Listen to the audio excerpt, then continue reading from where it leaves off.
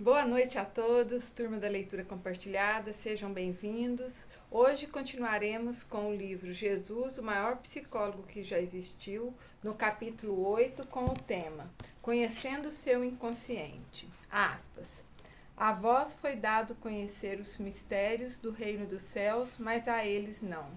A quem tem será dado e terá em abundância. Mas de quem não tem, até mesmo que tem, será tirado. Eis porque lhes falo em parábolas, para que olhando não vejam, e ouvindo não escutem nem compreendam. E neles se cumpre a profecia de Isaías, que diz, aspas, ouvireis com os ouvidos e não entendereis, olhareis com os olhos e não vereis. Mateus 13, 11 e 14. Podemos olhar diretamente para as pessoas sem vê-las, ou ouvir as pessoas falarem, mas não escutá-las. Jesus sabia que forças fora da nossa percepção consciente atuam na nossa mente, frequentemente impedindo que lidemos com as coisas que estão bem na nossa frente. Ele conhecia este aspecto da mente humana que hoje chamamos de inconsciente. O inconsciente é uma maneira de descrever o modo como a mente filtra o pensamento. É o jeito que a nossa mente tem de evitar que pensemos a respeito de tudo de uma vez só. Como não podemos lidar com tudo de uma única vez, não podemos estar plenamente conscientes de tudo o que se passa na nossa mente em determinado momento. O problema não é o fato de a nossa mente operar inconscientemente, e sim de não termos consciência disso. Trabalhamos os nossos assuntos inacabados no inconsciente. Questões problemáticas ou não resolvidas do passado ficam armazenadas no inconsciente e são frequentemente revisitadas. Sem perceber, ficamos repetindo o passado na tentativa de corrigi-lo. Por isso é importante conhecer o inconsciente. Sem essa percepção, aspas, estaremos sempre ouvindo, mas nunca entendendo. Porque algumas coisas muito importantes que precisamos compreender estão ocultas no nosso inconsciente. Somos criaturas de hábitos. Aspas. Vós vos apegueis às tradições dos homens. Marcos 7, 8. Miguel concordou em procurar o aconselhamento conjugal com Adriene, após anos de insistência da parte dela. Adriene queixava-se de que Miguel era muito exigente e crítico. Ele só dispôs a vir às sessões para agradá-la. Ambos encaravam o próprio casamento como tradicional, porque apenas Miguel trabalhava fora e Adriene havia optado por ficar em casa com as crianças. Adriene estava contente com essa situação, mas se ressentia com a atitude controladora de Miguel. Parecia que ele queria impor a ela e às crianças a forma de viver com que fora criado. E Adriene estava achando o jeito do marido autoritário e humilhante. Meus pais estão juntos há 50 anos, o que é mais tempo do que eu vejo na maioria dos casais, proclamou Miguel. O que há de errado em tentar seguir o exemplo deles?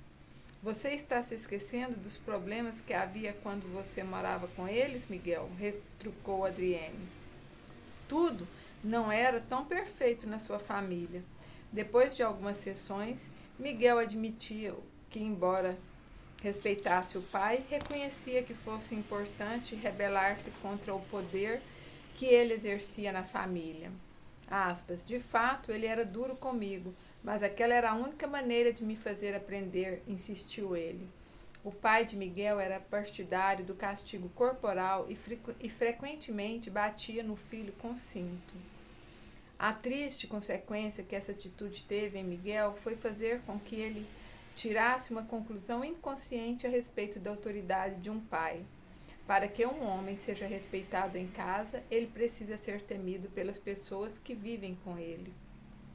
Miguel estava seguindo o exemplo autoritário do pai, sem se dar conta de que odiava viver daquela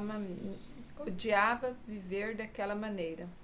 Sem perceber, Miguel tinha medo de perder o respeito da mulher e dos filhos, caso não adotasse uma postura dominadora com relação a eles. Inconscientemente, o respeito e o medo confundiram-se.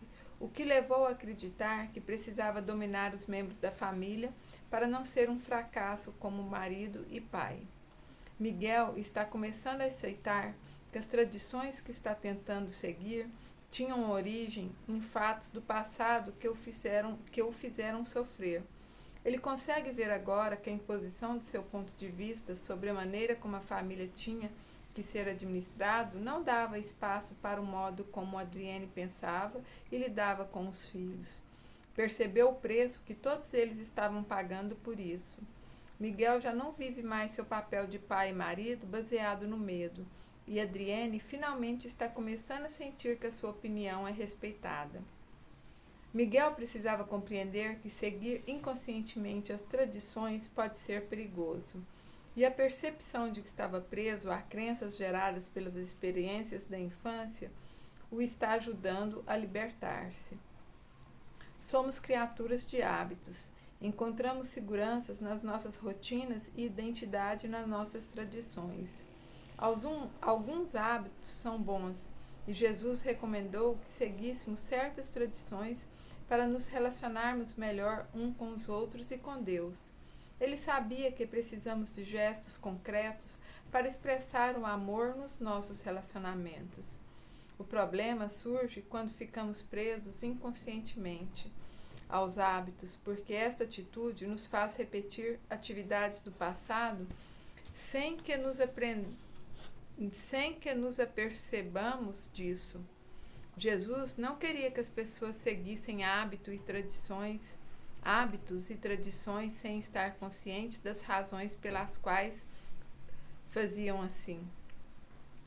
Seguir tradições pode ser benéfico, mas aderir inconscientemente a elas pode trazer prejuízos. Jesus nos disse que tomássemos cuidado ao nos prendermos às tradições, não por elas serem más, mas porque com frequência as repetimos inconscientemente. A questão não é se temos ou não tradições familiares, e sim porque as temos. Se as nossas tradições são fator de crescimento para a nossa família, elas são boas, mas se acontece o contrário, precisamos prestar atenção à advertência de Jesus. Princípio espiritual: os hábitos fundamentados no medo corrompem as tradições baseadas no respeito. Tema: não tenha tanta certeza de si mesmo. Aspas. Mas a vossa culpa permanece porque afirmais saber o que estáis fazendo. João 9,41. Pensamentos inconscientes são experimentados como fatos. Como não sabemos que algo é inconsciente, temos certeza de que é verdadeiro. Quando vivemos baseados em pensamentos e sentimentos inconscientes, achamos que sabemos o que estamos fazendo. Mas a verdade é que desconhecemos as razões que nos levam a agir de determinada forma.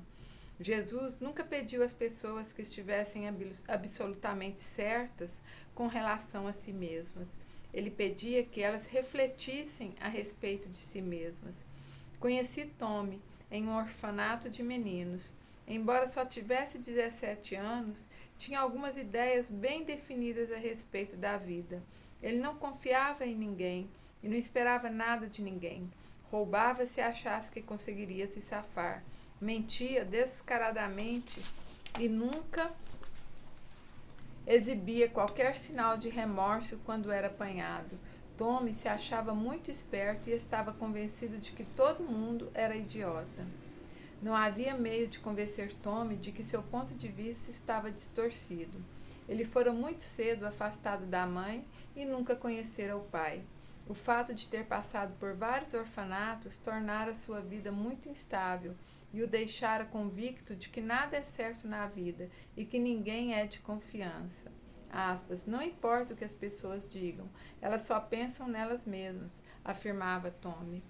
As pessoas não valem nada, este era o seu lema.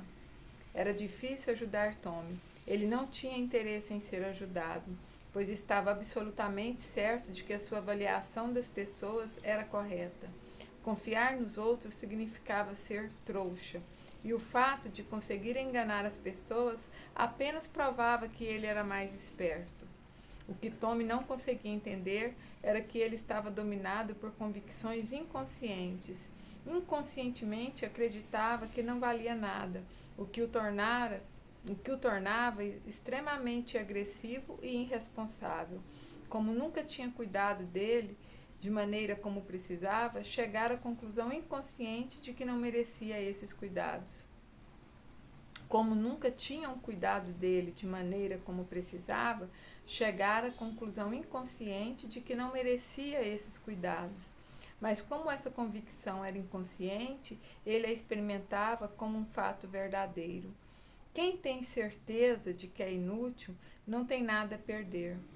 Tommy estava convicto de que nada poderia ajudá-lo e queria manter as pessoas à distância para evitar a dor de ser visto como o inútil que ele próprio se considerava.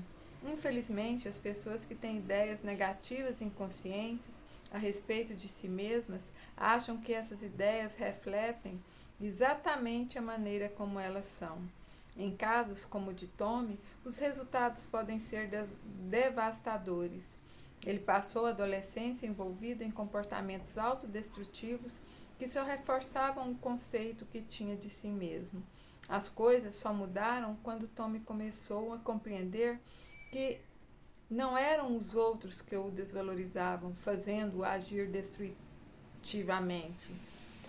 Ele era mesmo que inconscientemente se desvalorizava e por isso precisava lutar contra esses sentimentos. Quando através da terapia ele se convenceu, passou a aceitar-se melhor e a não rejeitar os outros e a mudar o seu comportamento.